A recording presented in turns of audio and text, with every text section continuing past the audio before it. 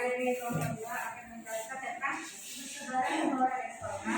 Sebelum kami mulai, kami akan memperkenalkan diri kami sendiri. Perkenalkan saya Bisra, dengan saya Regina, Cecilia, Heriani, saya Arwah Fai.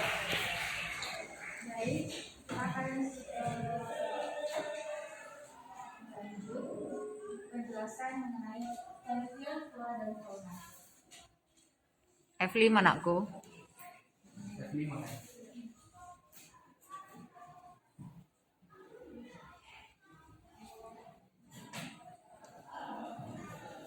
Udah F5. Saya rasa teman-teman udah tahu, tidak untuk asing lagi namanya flora dan fauna. Tapi saya akan menjelaskan lagi tentang bagaimana penelitian flora dan fauna. Flora secara umum adalah segala jenis tumbuhan serta tanaman yang ada di muka bumi. Dan fauna itu adalah segala jenis hewan yang ada di muka bumi. Persebaran flora dan fauna di lingkungan makhluk hidup dan tinggal atau hidup di bumi bukan hanya manusia saja, tapi ada tumbuhan dan juga hewan. Maka itu disebutlah flora yang punya tumbuhan dan fauna yang berlingkungan. Tapi di zaman sekarang ada berbagai macam flora dan fauna yang sudah terancam, dan saya akan menjelaskan dengan sekarang.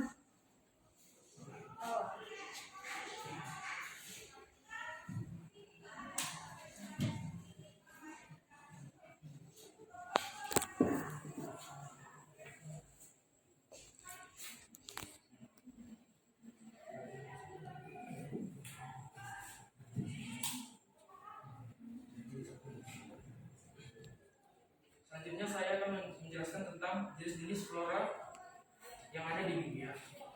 Jenis-jenis flora yang di dunia terbagi menjadi beberapa kelompok.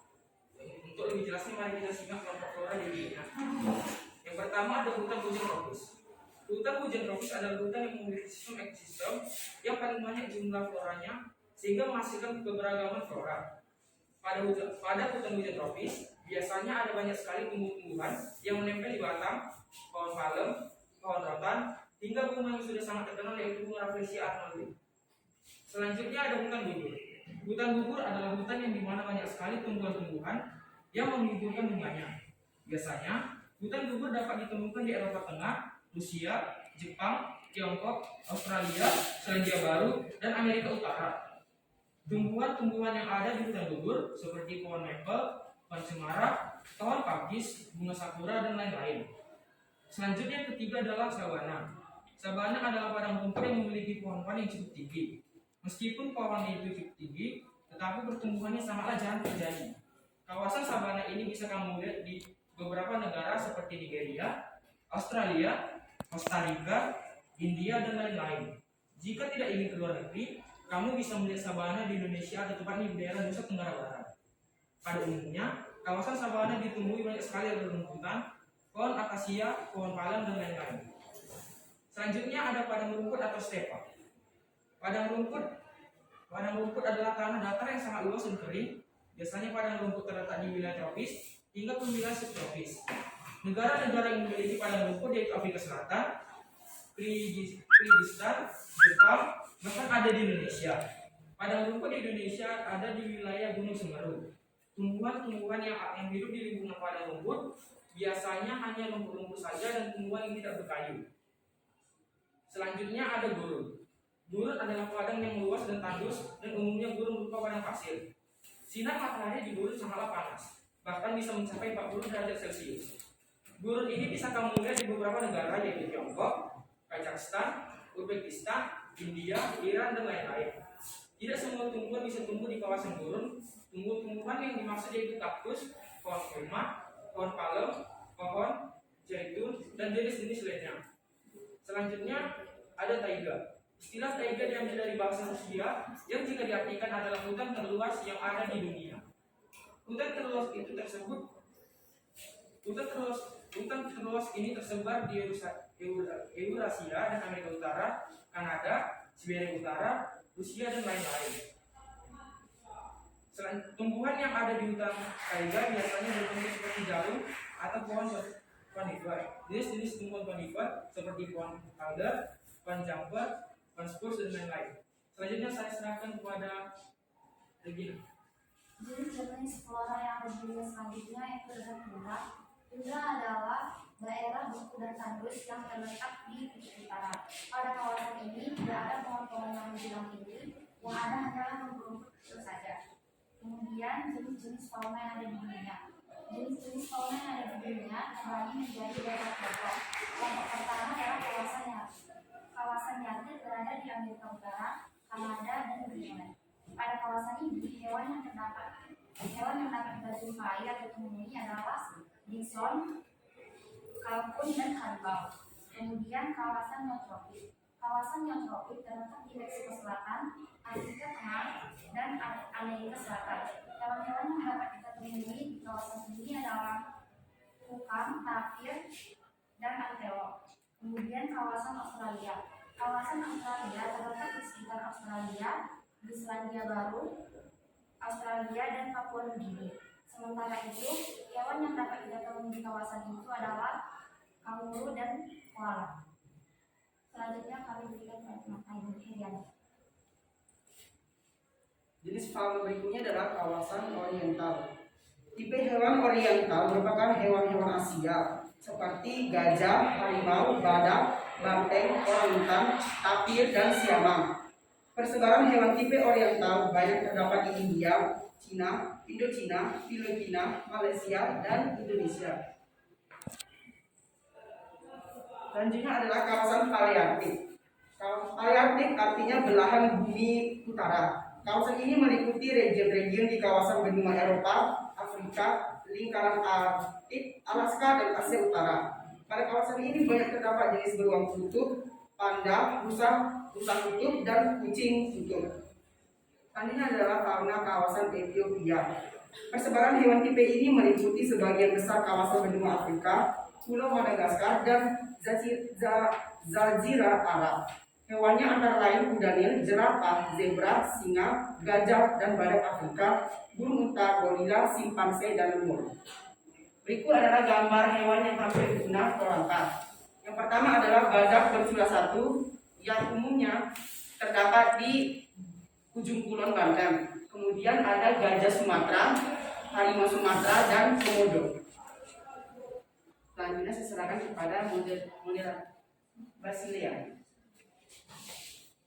Jadi dari presentasi kami ini dapat disimpulkan flora dan fauna yang ada di Indonesia atau luar negeri kehidupannya sangatlah bergantung dengan kondisi alam yang baik. Untuk mendapatkan kondisi alam yang baik, maka setiap manusia harus ikut serta dalam menjaga dan merawat habitat flora dan fauna. Dengan menjaga habitatnya, maka keturunan kita nanti bisa melihat flora dan fauna yang masih bisa. Oke, jangan dulu applause-nya. Buka pertanyaan. Sekian presentasi kami. Jika ada teman-teman yang ingin memberikan pertanyaan, boleh silakan berdiri dan silakan. Ayo bertanya. Nama kelompok. Perkenalkan, nama saya Karolina dari kelompok 5. Di sini pertanyaan saya, mengapa geometrisam tidak ada tumbuh pohon? Mengapa di geometrisam tidak ada tumbuh pohon? Mengapa geometrisam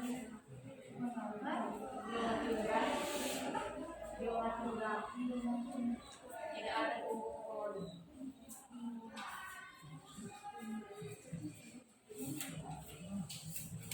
Oke. Ada lagi?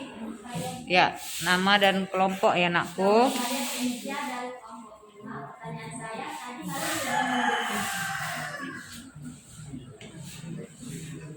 kalian sudah menjelaskan tipe-tipe fauna di dunia.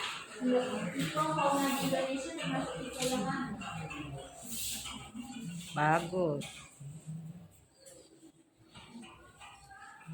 Oke, udah silakan duduk, Nakku. Lanjut, kurang pertanyaannya.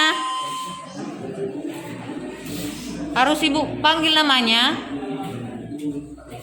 Ayo, yang bertanya masih kurang ini. Ayo. Bertanya sendiri atau harus ibu yang manggil namanya?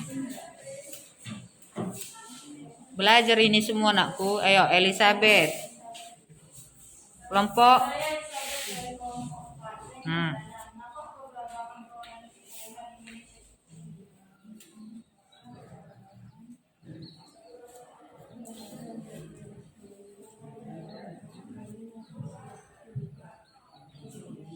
Oke, bagus. Lanjut. Nanti tinggal mempresentasikan jawabannya. Ayo, sebutkan nama dan kelompok. Nama saya Adi Wijaya dari kelompok 5 dan saya ingin bertanyakan mengenai apakah konservasi flora dan fauna sudah cukup efektif dalam menjaga kepunahan yang ada di Indonesia? Apakah konservasi flora dan fauna sudah cukup efektif dalam mengatasi kepunahan flora sudah cukup efektif dalam mengatasi kepunahan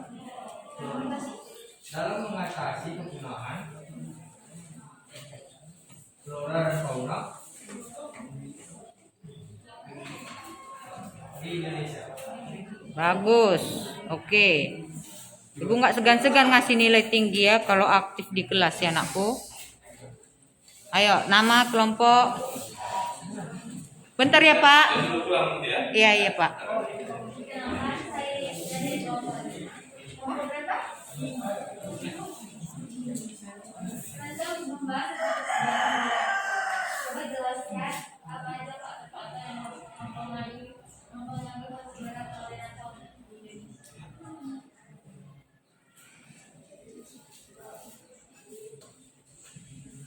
Oke, Ibu tambahi dari pertanyaannya ini. Kan ditanya apa faktor yang mempengaruhi persebaran flora dan fauna. Misalnya iklim, kan misalnya. Buatkan contohnya. Misalnya di wilayah ini hewan yang bisa hidup ini. Di daerah ini hewan yang bisa bertahan hidup ini. Bisa? Begitu juga dengan tumbuhannya. Oke, buat dia langsung ke aplikasinya, ke kenyataannya. Artinya maksud Ibu? Faktor-faktor ini tunjukkan misalnya di wilayah tumbuhan apa yang digurun? Kaktus, hanya di situ yang bisa tumbuh misalnya. Buat contohnya langsung ya. Oke, bagus. Lanjut. Ezar, bagus nakku. Saya Ezar dari kelompok 5. Jika terjadi kepunahan pada flora dan fauna, Ya. jika terjadi kepunahan antara flora dan fauna, Ya. bagaimana cara menghindari dari kepunahan flora dan fauna tersebut? Oke, bagus nakku. Cara menghindari kepunahan flora dan fauna. Iya. Bagus ya. Udah habis? Biar Ibu terakhir. PR orang ini. Ada? Nah, tadi belum kalian tunjukkan di slide. Mana dia garis Weber? Mana dia garis Wallace? Udah? Baru kenapa dia disebut fauna asiatis, fauna peralihan, dan fauna australis? Nah, ya. Baru tunjukkan apa hewannya kok bisa sama dia. Bisa nakku? Tunjukkan nanti di dalam gambar ya. Fauna asiatis, peralihan, dan australis. Tunjukkan garis Weber, garis Wallace. Kan geografi harus tunjukkan gambarnya, petanya. Bisa? Itu dari Ibu ya. Oke, nanti mantap kali lah presentasi. Udah bagus semua pertanyaannya. Berikan applause dulu untuk kita semua. Oke. Tutup aja dulu nakku. Apa hari ini? Ya, presentasi kami hari ini jika ada bisa. Oke, kasih.